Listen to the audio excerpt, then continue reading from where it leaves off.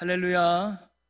반갑습니다. 지난 한 주간도 하나님의 은혜 안에, 또 하나님의 사랑 안에, 또 하나님의 능력 안에 잘 건강하게 지내시다가 오늘도 복된 주님의 날을 맞아서 하나님을 예배하러 나온 여러분 한 분 한 분을 진심으로 환영하고 축복합니다. 오늘 이 자리도 하나님 만나고 또 은혜 받는 복된 시간이 되시기를 주님의 이름으로 간절히 축원합니다. 우리 옆에 분과 인사 한번 나누면 좋겠어요. 오늘도 잘 나오셨습니다. 반갑습니다. 잘 나오셨어요. 사랑하고 축복합니다. 네. 비록 입 모양은 보이지 않아도 눈빛만 봐도 알 수 있는 우리 관계 아니겠어요?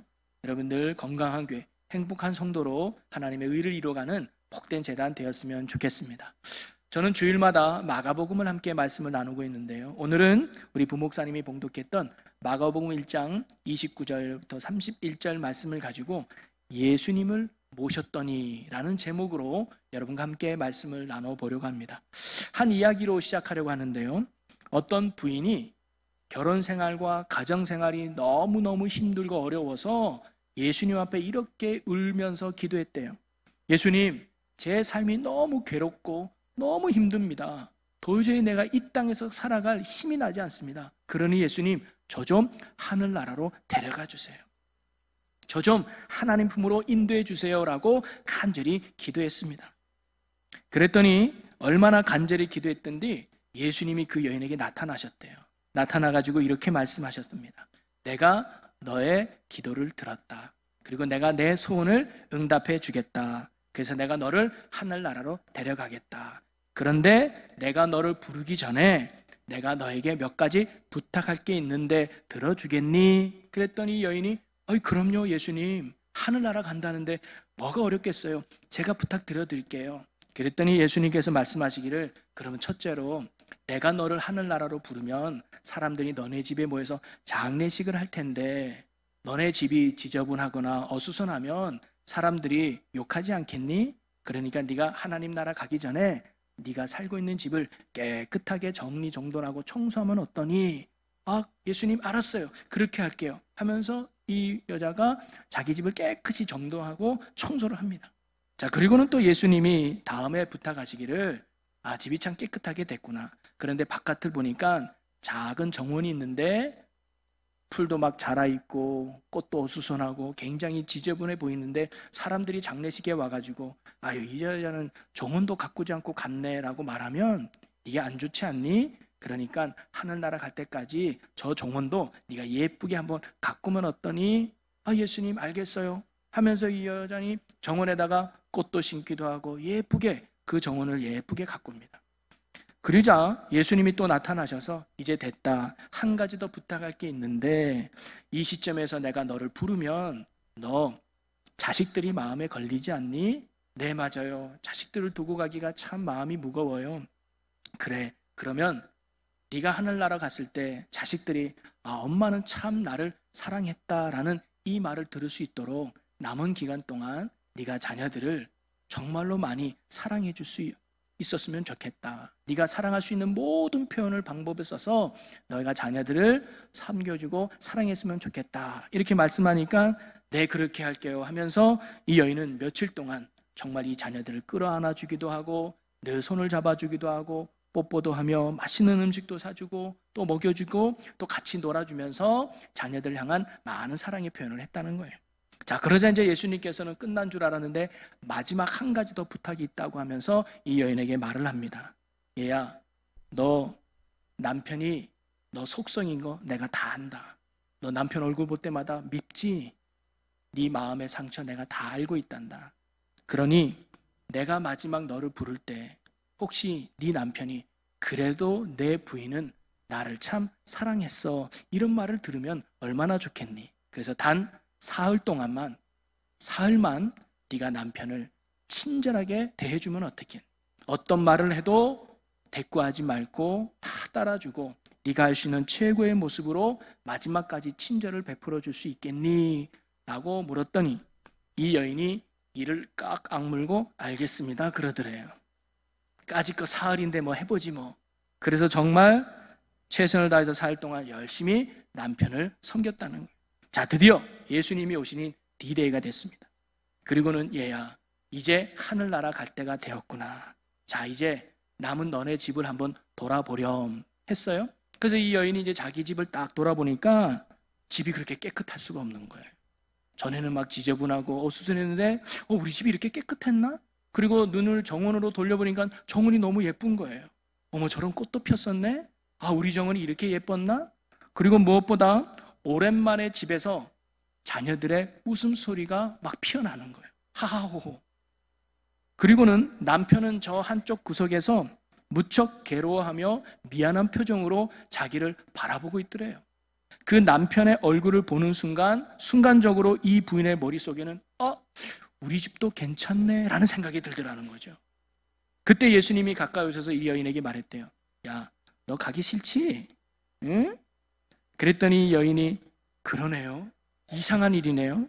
제가 이 세상에 태어나서 그리고 결혼한 후로는 처음으로 제가 제 집이 좋구나라는 것을 느꼈습니다. 그러자 예수님이 이렇게 묻습니다. 왜 그런 줄 아니? 모르겠는데요. 그것은 너가 내가 하라는 대로 하지 않았니? 그렇죠. 제가 예수님 시킨 대로 했을 뿐이죠. 바로 그거야. 내가 한 말에 순종하고 복종했기 때문이지. 내 집은 이제 내가 다스리는 집이 된 거야. 너는 내 말에 순종했을 때 이제 이 집은 내가 다스리는 바로 천국이 된 거야 라는 아름다운 이야기가 있습니다. 예수님이 모시게 되면 그 자리가 하나님이 다스리는 천국이 되는 줄 믿으시기를 바라요. 오늘도 말씀해 보면 예수님이 한 집에 들어가는 장면으로 말씀이 시작됩니다. 그 집이 어디 집이냐? 바로 시몬과 안드레의 집에 들어가시니 나와요. 시몬과 안드레는 형제거든요. 그래서 동일한 말씀이 기록되는 마태복음 8장에는 베드로의 집이다라고 말해요. 베드로의 집에 예수님이 들어간 거예요. 자, 그러면 예수님은 왜 베드로 집에 들어갔을까요? 베드로가 요청했다고 볼 수도 있죠.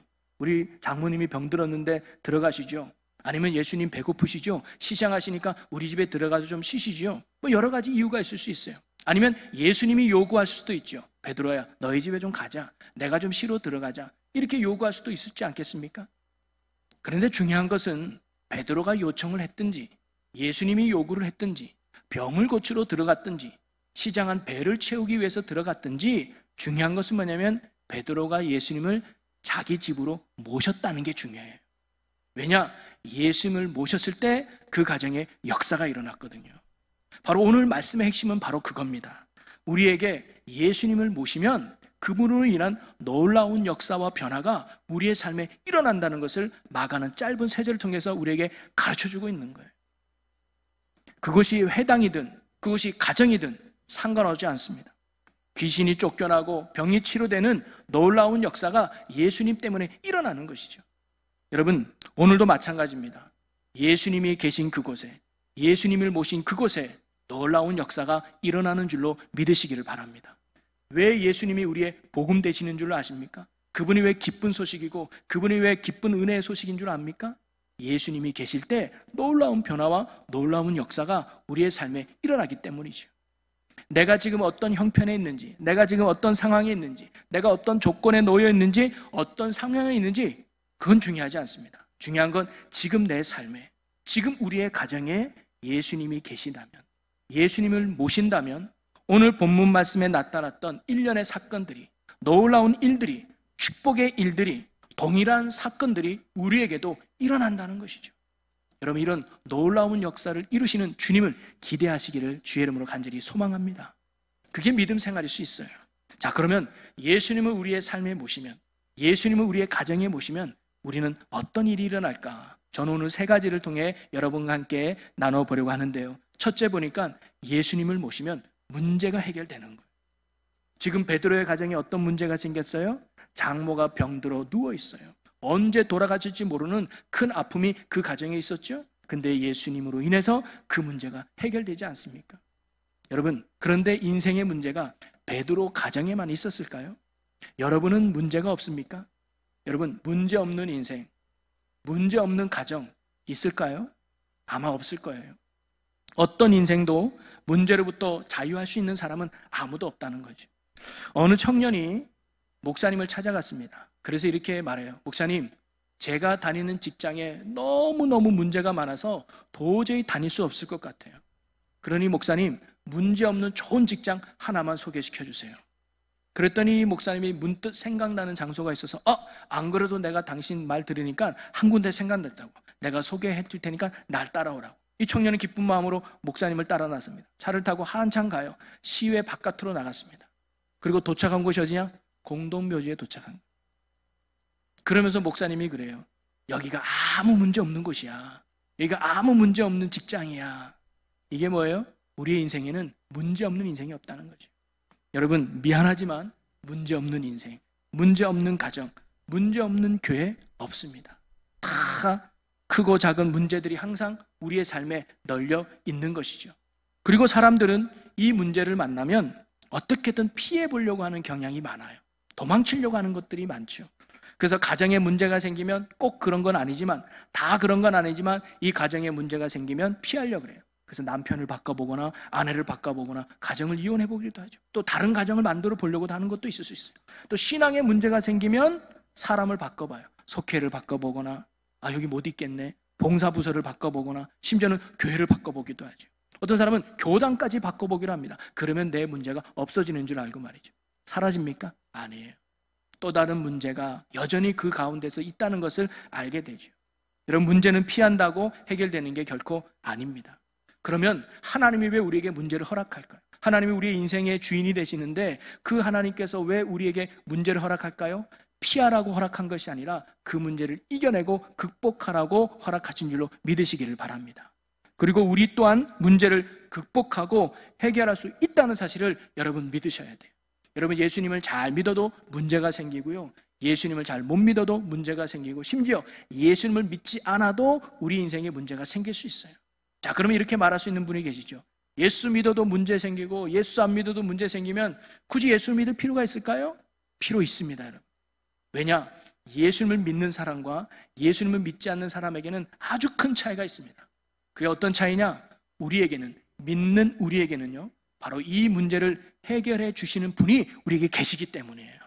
그분이 바로 예수님인 줄로 믿습니다. 여러분, 예수님이 어떤 분이에요? 하나님이시잖아요. 폭풍우를 말씀으로 잔잔케 하시고 죽은 자를 말씀으로 살려내고 오병이어로 5,000명을 배불리게 하신 모든 능력에 뛰어난 분이 바로 예수님인 줄로 믿어요. 모든 것을 아시고 모든 것을 이룰 수 있는 전능하신 하나님이 곧 예수님이라는 것이죠. 그런데 더 놀라운 건 이 예수님이 지금 우리와 함께 하신다. 이것이 가장 축복 중에 축복인 줄로 믿으시기를 바랍니다. 여러분의 삶에, 여러분의 가정에 이 하나님 되시는 예수님을 모시면 거기서부터 역사는 시작되는 거예요. 반드시 삶의 문제가 해결되는 줄로 믿으시기를 바랍니다. 한 번은 예수님이 가나안 혼인잔치에 아빠 엄마와 같이 가게 되죠. 그런데 그 혼인잔치에서 포도주가 떨어져요. 여러분, 잔치에서 그 당시 포도주가 떨어졌다는 것은요, 이제 잔치 끝났다는 것과 똑같은 거예요. 망한 거예요. 그래서 하인들이 무척 걱정하고 당황하고 두려워하고 있었죠. 그런데 전혀 걱정하지 않는 사람이 있었어요. 누굴까요? 예수님 빼고 마리아예요. 마리아. 예수님의 모친인 마리아. 마리아는 전혀 걱정하지 않았어요. 왜 그랬을까요? 문제 해결자가 되시는 예수님이 바로 곁에 있었기 때문입니다. 그래서 하인들을 불러서 이렇게 말하잖아요. 그가 무슨 말씀을 하시든지 그대로 하라. 이 말은 뭐예요? 해결자가 여기 있어. 이분이 해결해 줄 거야. 이분이 시키는 대로만 하면, 이분이 말씀하신 대로 하면 너네가 지금 걱정하는 문제 해결받을 수 있어. 이 신앙 고백 아닙니까? 정말 그랬더니 어떻게 됐어요? 문제가 해결되죠. 우리가 알다시피 물이 변하여 포도주 되는 놀라운 역사가 일어나게 된 줄로 믿습니다. 여러분, 문제는 항상 있습니다. 미안하지만 지금도 있고요, 앞으로도 있을 거예요. 그런데 더 중요한 건 뭐냐면 이 문제 해결자 되시는 예수님도 항상 계시는 거예요. 우리와 함께 계시는 거예요. 앞으로도 계신다는 거죠. 그러니 주님이 우리와 함께 하는 한 우리는 문제를 반드시 극복해 나갈 수 있습니다. 예수님을 모시면 바로 이 문제가 해결된다는 것이죠.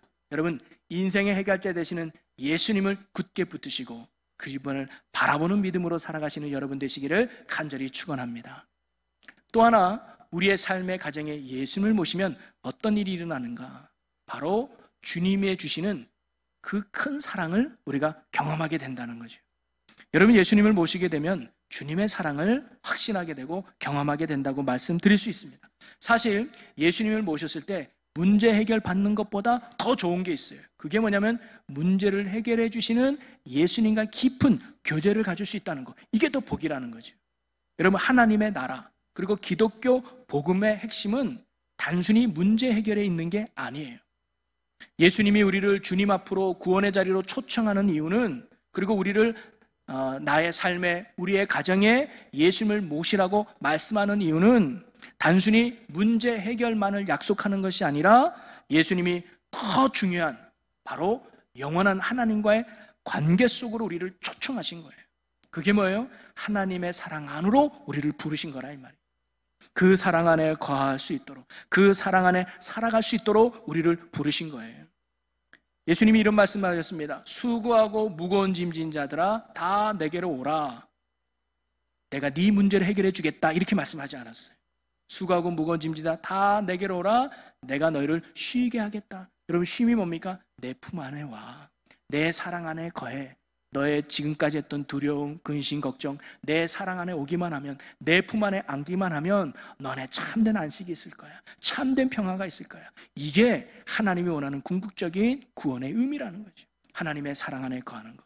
이것이 가장 큰 복이고 은혜인 줄로 믿으시기를 바랍니다. 예수님이 우리에게 늘 기도하라고 말씀하시죠. 기도하라고 하는 일차적인 목적이 무엇일까요?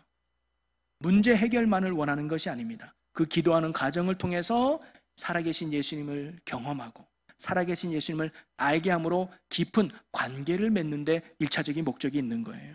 우리는 그걸 기도하는 과정을 통해서 우리 예수님이 얼마나 위대한 분이신지, 그분이 얼마나 놀라운 분이신지, 그리고 그분이 얼마나 나를 사랑하는 분이신지를 우리가 하나하나 경험해 갈 수 있다는 거죠. 그래서 주님과 우리 사이에 영원한 사랑의 관계로 돈독해지는 거, 그것이 바로 건강한 신앙의 모습이고 이것이 진짜 축복 중에 축복인 줄로 믿습니다. 그래서 오늘 본문 말씀에도 보면 예수님이 베드로의 장모를 치료하는 이 과정 속에서 주님이 그를 향한 큰 사랑을 우리가 엿볼 수가 있어요. 자, 31절 말씀을 한번 같이 읽어볼까요? 함께 읽습니다. 나아가사 그 손을 잡아 일으키시니 열병이 떠나고 여자가 그들에게 수종드니라. 아멘. 여러분, 복음서를 읽다 보면 예수님 앞에 수많은 병자들이 오잖아요. 그리고 예수님은 많은 병자들을 치료해 줬어요. 그런데 똑같은 방법으로 치료해 준 건 아니에요. 여러 가지 다양한 방법으로 예수님이 치료해요. 어떨 때는 말씀으로만 치료하실 때도 있고, 어떨 때는 진흙을 으깨가지고 눈에 발라가지고 실로암 못에 가서 씻어라 할 때도 있고, 또는 제사장에 가서 내 몸을 보여라 라고 말씀하실 때도 있어요. 한 가지 방법으로 한 게 아니에요. 근데 공통점은 뭐냐면 말씀을 통해서 치료하셨다는 거예요. 내 믿음대로 될지어다, 이렇게 해라, 그럼 네가 치료될 거다. 그래서 사람들은 그 말씀을 믿고 순종할 때 놀라운 치유의 역사를 경험하게 되죠. 그런데 오늘 본문에 나오는 베드로의 장모를 치료할 때는 조금 달라요. 아무런 말씀도 하지 않아요. 그리고는 뭐예요? 손을 잡아 일으켰다라고만 나와요. 동일한 말씀이 기록되어 있는 마태복음 8장에 가면 또 다른 표현이 나오는데 이렇게 기록되어 있습니다. 함께 읽어볼까요? 그의 손을 만지시니 열병이 떠나가고 여인이 일어나 예수께 수정들더라. 마가복음에는 손을 잡고 일으켰다라고 나오는데 마태복음은 그의 손을 만지시니라고 나와요. 여러분, 여기서 손을 만졌다는 게 뭘까요? 이렇게 했을까요, 예수님이? 아니면 이렇게 이런 만짐이 아니라 그 단어의 원 의미를 보니까 매우 부드럽고 섬세한 만짐을 표현하는 그런 단어라는 거예요. 정성이 들어간 만짐일 거예요. 대충 만진 게 아닐 거란 말이죠. 그러면 예수님은 충분히 말씀으로도 이 여인을 고칠 수 있죠. 따라 일어나라, 충분하죠. 그런데 예수님은 그런 말씀하지 않고 그 여인에게 가까이 가서 그 여인의 손을 정성스럽게 붙잡고 일으킨 이유가 무엇일까요? 그 여인을 향한 사랑의 마음을 예수님이 보여주려고 했던 겁니다. 바꿔 말하면 이 여인은 누군가가 내 손을 잡아줄 이 사랑의 목마름 속에 있었다고 할 수 있어요. 여러분, 우리나라 코로나로 이렇게 확진자가 제가 어제 날짜로 보니까 11,600여 명이 확진자가 됐어요. 이제 200여 명이 죽고 지금 10,000 몇 명이 지금 이제 격리 해제가 됐어요. 그러면 지금 코로나가 걸려서 치료 중에 있는 사람이 약 705명 정도가 되더라고요. 그 700명 정도가 지금도 코로나 때문에 치료 중에 있는 거예요. 근데 여러분이 뉴스나 아니면 인터넷 소식을 접하면 치료 중에 있는 사람들의 인터뷰를 여러분 종종 들어볼 겁니다. 이게 힘들다네요. 너무 고통스럽대요. 제가 아는 어떤 선교사님도 이탈리아에 사시다가 코로나에 걸린 거예요. 그래서 병원에서 2, 3주 치료받고 회복돼서 퇴원했는데 그 과정을 이야기할 때 이분이 병원에서 화장실을 가잖아요. 가봤자 한 10m 뭐 이렇게 되는데 그게 너무 힘들대요. 이 코로나 걸리면 이 폐가 막 망가지니까 숨 쉬는 것도 있고 거기서 오는 그 고통이 그 화장실 갔다 오는 것도 너무 힘들다는 거예요. 그러니까 이 치료받는 과정이 얼마나 힘든지 당해본 사람 아니면 힘들다는 거예요. 근데 이들에게 더 힘든 건 뭐냐면 완치된 후에 가정에 돌아가고 삶의 터전으로 돌아갔더니 사람들이 멀리하는 거예요. 야, 저 사람 코로나 걸리고 완치됐대. 그래? 그럼 나도 걸리는 거 아니야? 혹시 이런 불안감 때문에 오히려 그 사람을 멀리하는 이것이 심적으로 이들에게 더 큰 아픔으로 다가온다는 이야기를 들은 적이 있습니다. 여러분 완치가 되면 이제 더 이상 그 안에 바이러스가 없잖아요. 옮길 일로 없다는 거죠. 근데 우리가 괜히 그런 불안감에 가까이 가지 않는 모습. 얼마나 그 사람이 또 다른 외로움과 아픔이 있었을까요? 여러분 오늘 열병으로 앓아누운 베드로의 장모도 이 병 때문에 오는 외로움과 힘듦이 있지 않았을까요? 옛날에는 전염병이 심했으니까 조금만 병에 걸려도 아마 사람들이 되게 거부하고 외면했을 거예요. 심지어 열병이니까 열도 나고 하니까 나도 옮기는 거 아니야 하면서 사람들이 의도적으로 멀리하고 그에게 가까이가 위로해 주지도 못했을 거예요. 어떻게 보면 베드로의 장모는 육신의 아픔보다 마음의 아픔이 더 컸을지도 모르겠습니다. 그런데 예수님께서 오셔가지고 말씀이 아니라 가까이 오셔가지고 이 여인의 손을 이렇게 정성들에게 만져주셨다? 이 여인은 어떤 생각이 들었을까요? 예수님 이게 무슨 행동? 이거 성추행이에요. 왜 처음 본 사람에게 손을 잡으세요? 이런 말씀한 게 아니겠죠. 이 여인은요 누구도 잡아주지 않는 이 손을 가까이 오지도 않았는데 예수님이 내게 오셔서 그 따뜻한 손으로 이렇게 냄새나는 내 손을 굳게 붙잡아줬다? 이 여인은 거기서 울컥하는 마음이 있지 않았을까요? 말하지 않아도 내 손을 꼭 잡아주시는 예수님의 눈빛만 봐도 이 여인은 예수님이 무슨 말씀을 하시는지 들었을까요? 사랑하는 딸아, 얼마나 힘들었니? 얼마나 고통스러웠니? 내가 너의 아픔을 안다. 이제 걱정하지 마. 내가 너 일으켜낼 거야. 내가 너 회복시킬 거야. 내가 너 다시 살릴 거야. 너는 나만 믿으렴. 이런 보이지 않는 주님의 음성을 이 여인이 듣지 않았을까요? 그 사랑과 그 은혜에 이 여인은 감격했을 겁니다. 여러분 이처럼요 예수님의 사랑을 경험하고 예수님의 사랑을 느낄 수 있다는 것, 여러분 이것이요 신앙의 가장 큰 축복이고 가장 큰 은혜라는 사실을 여러분 꼭 믿으시기를 바랍니다. 지금도 주님은 동일한 방법으로 우리의 삶에 역사하고 계시는 거예요. 예수님이 내 삶에 들어오시면, 예수님이 우리의 가정에 들어오시면 우리 한 사람 한 사람 그 손을 꼭 어루만져 주시는, 그래서 주님의 사랑이 얼마나 놀라운지를 우리가 경험하게 된다는 것이죠. 그것이 진짜 복음의 은혜 아니겠습니까? 하나님이 세상을 이처럼 사랑하사, 하나님이 이 세상 저와 여러분을 사랑했대요. 근데 그 다음에 뭐라가 나와요? 어떻게 해요? 독생자를 주셨으니. 사랑해서 말로 끝나는 사랑이 아니라 독생자까지 우리를 위해 주시는 그 사랑을 하나님이 우리에게 보여주셨다는 거예요. 이 사랑을 깨닫는 자, 이 사랑을 느끼는 자가 정말 복된 성도의 모습이라는 거예요. 바로 그 사랑으로 굳게 세워진 사람이 바울 아닙니까? 그래서 바울은 이런 신앙 고백을 해요. 고린도후서 5장 14절 말씀 보면 그리스도의 사랑이 우리를 강권하시는도다. 여러분 강권한다는 게 뭐예요? 강제로 움직이게 한다는 거잖아요. 즉 그리스도의 사랑이 나로 하여금 일하게 만들고 나로 하여금 순종하게 만들고 나로 하여금 헌신하게 만든다는 거예요. 왜? 그 사랑이 너무 놀라우니까. 근데 이거는 바울뿐만 아니라 바울이 뭐예요? 우리를 강권하더라. 예수 믿는 모든 사람들이 왜 죽음을 각오하냐? 그 사랑에 힘입어서. 그 사랑 때문에 헌신의 자리, 희생의 자리를 마다하지 않고 간다는 거예요. 여러분, 우리도 바로 이 예수님을 모시게 되면 또 예수님을 모심으로 예수님의 사랑을 경험하고 체험하는 성도 여러분이 되시기를 주님의 이름으로 간절히 소망합니다. 여러분 사실 우리가 예수님을 모셨을 때 문제 해결 받는 것도 중요하죠. 예수님을 모신 것 때문에 지긋지긋했던 것들이 사라지는 것, 이것도 중요하죠. 그러나 정말로 중요하고 우리가 체험하고 경험해야 될 가장 축복의 은혜는 바로 주님의 사랑을 우리가 확신하는 거예요. 그분이 나를 얼마나 사랑하는지, 그분이 나를 얼마나 귀하게 여기는지 이 사랑을 깨닫는 것이 신앙의 축복 중에 축복인 줄로 믿으시기를 바랍니다. 우리 예수님을 여러분의 삶에 모심으로 말미암아 이런 사랑의 주님을 경험하는 은혜가 여러분에게 있기를 주님의 이름으로 간절히 축원합니다. 바로 세 번째는 바로 여기서 이어지는 거예요. 예수님을 내 삶에 모시게 되면 우리에게는 어떤 변화와 어떤 일이 일어나느냐? 오늘 말씀해 보니까 섬기는 자로 나아가더라는 거죠. 여러분, 예수님의 이 사랑과 은혜로 말미암아 베드로의 장모가 고침받은 후에 어떤 반응을 보입니까? 31절로 다시 한번 가볼까요? 나아가서 그 손을 잡아 일으키시니 열병이 떠나고 여자가 그들에게 수종드니라. 이 여인은요, 열병으로 침대에 누워서 외롭고 힘든 삶을 보냈을 겁니다. 그런데 예수님이 오셔서 사랑과 놀라운 은혜로 다시금 건강을 되찾게 해주셨으니 이 여인이 얼마나 감격스럽고 얼마나 감사했을까요? 그러니까 이 여인은 가만히 있을 수가 없었던 거예요. 나는 예수님을 위해서 뭔가 해야지. 마침 예수님이 시장할 것 같으니까 뭐예요? 수종든 거예요. 그래서 수종든 건 식탁 봉사의 의미가 있습니다. 즉 예수님을 위해서 열심히 음식으로 대접한 거예요. 밥도 짓고 반찬도 하고 있는 실력 없는 실력 뽐내서 예수님의 허기진 배를 채워주려고 했다. 예수님뿐만 아니라 그와 함께 했던 모든 사람들도 이 여인이 섬겼던 것이죠.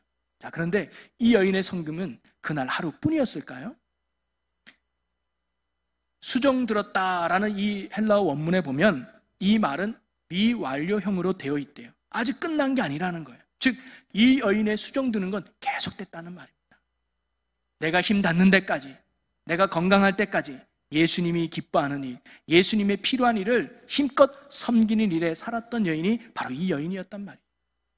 여러분, 이것이 바로 주님의 사랑을 받은 자의 증거가 아니겠습니까? 은혜 받은 자의 증거는 무엇이었을까요? 은혜를 받은 사람, 하나님의 사랑을 체험한 사람, 구원받은 사람은 바로 그 마음속에 감사와 감격이 넘친다는 겁니다. 그리고 또 하나는 가만히 있지를 못한다는 거예요. 바로 이 여인처럼 그 사랑과 은혜가 감격해서 무엇인가를 하고 싶은 마음이 일어날 것처럼 주님의 사랑을 깨달은 사람은 가만히 있지 못하고 주님이 기뻐하는 일을 찾아서, 주님이 원하는 일을 찾아서 섬기는 자가 되고 만다는 거예요. 여러분, 저도 짧은 목회지만 교회를 이렇게 섬기다 보면 많은 봉사자들이 있죠. 한 분 한 분이 정말 귀하고 소중해요. 그런데 봉사하는 분들을 보면 두 종류의 분들이 있는 것 같아요. 첫째는 은혜 없이 봉사하는 분들도 계셔요. 그래서 교회 오래 다니다 보니까 그냥 체질이 돼서 그냥 봉사하는 분들이 많아요. 체면상 하는 분들도 있고 또는 그 일이 좋아서 하는 분들도 있어요. 그 안에 어떤 은혜에 대한 고백, 하나님의 영광에 대한 사모함, 이런 것들은 없어요. 그래도 일한다는 자체는 귀하고 소중하죠. 근데 문제는 뭐냐면 이런 분들은 그 봉사하다가 조금만 어려움이 오거나 조금만 힘듦이 오면 쉽게 그 자리를 내려놓는다는, 쉽게 내팽개친다는 거죠. 안 해도 상관없다는 거예요. 그런데 반면에 어떤 어려움이 와도 어떤 힘듦이 와도 끝까지 정말로 그 자리를 지키며 섬기는 아주 귀한 분들이 계시더라고요. 아무도 알아주지 않아도 힘들고 지치고 어려워도 묵묵히 끝까지 그 섬김의 자리를 감당하는 분들이 있는데 이분들의 공통점은 뭐예요? 주님을 바라보며 섬김의 자리를 감당하더라는 거예요. 주님의 은혜에 대한 감격이 있습니다. 주님의 사랑에 대한 감사가 있습니다. 십자가의 흔적에 대한 고마움이 바로 그 마음에 있었던 거예요. 그 사랑이 너무 고마워서, 그 사랑이 너무 놀라워서 뭐예요? 가만히 있을 수가 없는 거예요. 어떻게든 주님을 위해서 하나라도 더 섬기고 싶은 그 뜨거운 마음이 그 안에서 일어났던 것이죠. 여러분, 저도 목회를 하면서 이렇게 은혜 받은 성도들과 목회하면 참 신이 나요. 집사님 이거 하면 어떨까요? 목사님 안 그래도 하고 싶은데 너무 감사해요. 저를 써줘서 너무 고마워요. 권사님 이 일을 같이 하면 어떨까요? 목사님 너무 고마워요. 제가 그렇게 할 수 있다는 게 너무 기뻐요. 여러분, 이런 사람이 넘치면 얼마나 목회하기가 좋겠습니까? 근데 힘든 건 뭐냐면 은혜 없는 사람과 목회하기 힘들어요. 집사님 이거 좀 한번 하시죠. 왜 해야 되는데요? 권사님 이거 한번 같이 하면 어떨까요? 저 바쁜데요? 이런 사람이 많으면 얼마나 목회가 힘들겠어요. 우리 교회는 은혜 받은 분들이 너무 많아가지고 제가 너무 감사한 목회를 하고 있는 것 같아요. 여러분, 은혜가 충만하면, 그 사랑의 확신이 있으면요, 누가 시키지 않아도, 누가 권면하지 않아도 저절로 하고 싶은 마음이 생기는 거 아니겠습니까? 바울의 고백처럼 그리스도의 사랑이 나를 강건하게 하는 거죠. 여러분, 여러분의 삶에 정말 구원자 되시고 복음 되시는 예수님을 모심으로 말미암아 그분의 깊은 사랑을 경험해서 나아가 그분을 섬기는 자리로 나아갈 수 있는 여러분 모두가 되기를 주님의 이름으로 간절히 축원합니다. 여러분 말씀을 정리하면요, 제목이 뭐예요? 예수님을 모시게 됩니다. 여러분 예수님을 모시면 어떻게 된다고요? 문제가 해결돼요. 믿으시기를 바라요. 그분은 그런 능력의 하나님이에요. 또 예수님을 보시면 그분의 사랑을 우리가 경험하게 돼요. 여러분 사실 예수 믿는 건 문제 해결 받으려고 다니는 게 아니에요. 좋은 것 얻으려고 우리가 예수 믿는 거 아니에요. 그분의 사랑 안에 거하려고, 그분의 사랑 안에 거하기 위해서 우리가 예수 믿는 거 아니에요? 그것 때문에 하나님이 우리를 구원의 자리로 초청한 거예요. 여러분 예수님의 큰 사랑 안에 거할 수 있는 그런 은혜 성도가 되시기를 간절히 축원합니다. 그리고 그 은혜 때문에 우리 뭐예요? 섬김의 자리로 나가는 거예요. 이제 세상을 위해 사는 자들이 아니라 하나님의 영광을 위해 사는 자들로 살아간다는, 그것이 하나님 앞에 갔을 때 우리가 뭐예요? 인정받는 삶의 열매라는 거예요. 여러분 우리가 부모로서 자녀들에게 해줄 수 있는 최고의 사랑이 무엇일까요? 딴 게 아니에요.